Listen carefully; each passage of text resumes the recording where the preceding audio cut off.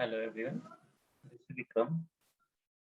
In my last video, we have seen how we can set up the Kubernetes cluster into the Google Cloud. Now this is the continuation video for the same. So I'll be renaming this as the part 2 of the Kubernetes cluster setup.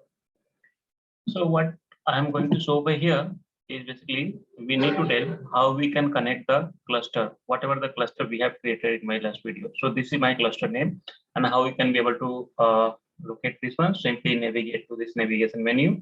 And from this, you need to select the Kubernetes engine and you will be able to see this one. Okay. So we have option over here. The second one, connect. Click on this one.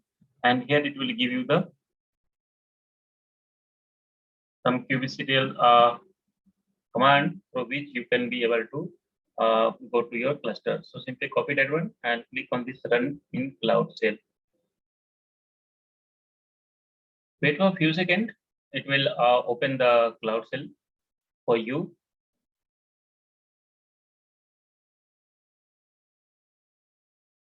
After a few seconds, you will be able to see this Cloud Shell window over here, which will ask you for the agreement. And here there is a button that is start Cloud Shell. So simply click on that, and you can see over here it is starting the Cloud Shell for us. And another one, you can be able to find the terminal window over here. So we need to wait for the few seconds because it is the first time it is getting created. So what I can do, I can simply open this into the next tab. So it will be in the full screen mode. And let me select this option. And it is again the provisioning is started and it is connecting the Google Cloud Shell. Okay, we need to wait for a few seconds over here. Let the third step to be completed. Okay, so this is the Cloud Shell, which we are not going to talk as of now. I'll cross this one, and we are more interested now over here into the Cloud Shell window. Okay, so there is some kubectl command for the Kubernetes, and what is that? That you can be able to search it.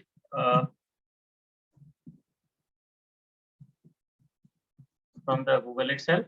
Okay, so you simply click over here and you can search for this Kubernetes kubectl command, and you will be able to find this documentation page itself, which is talking for the name something kubectl chipset.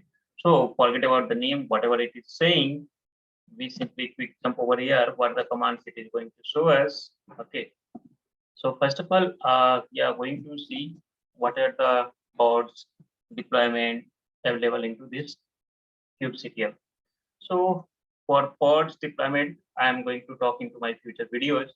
First of all, this is the demonstration work for this command itself. So let me check this one, get pods. It is saying connection to the server, localhost 80 was diffused. Did you specify the right host or port? Okay, so how we can be able to check it out? So earlier we have copied some command for our project. Let me execute that one. Authorize.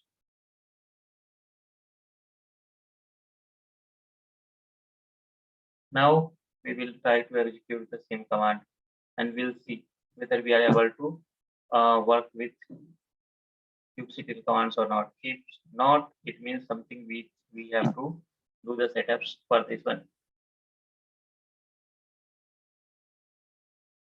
kubectl get pods, and it is saying no resources found in default namespace because we have not created any namespace as of now.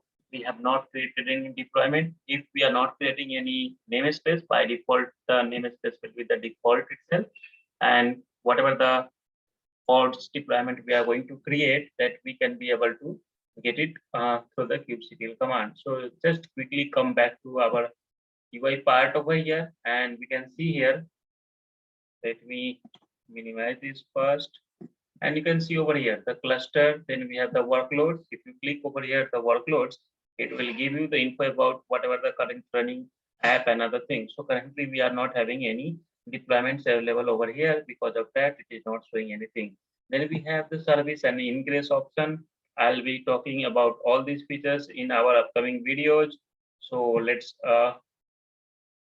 summarize this video as of now, because this is what the continuation page of the previous video, which is going to show about the after creation of the cluster, what is the next step. So next step is that we need to authorize this one.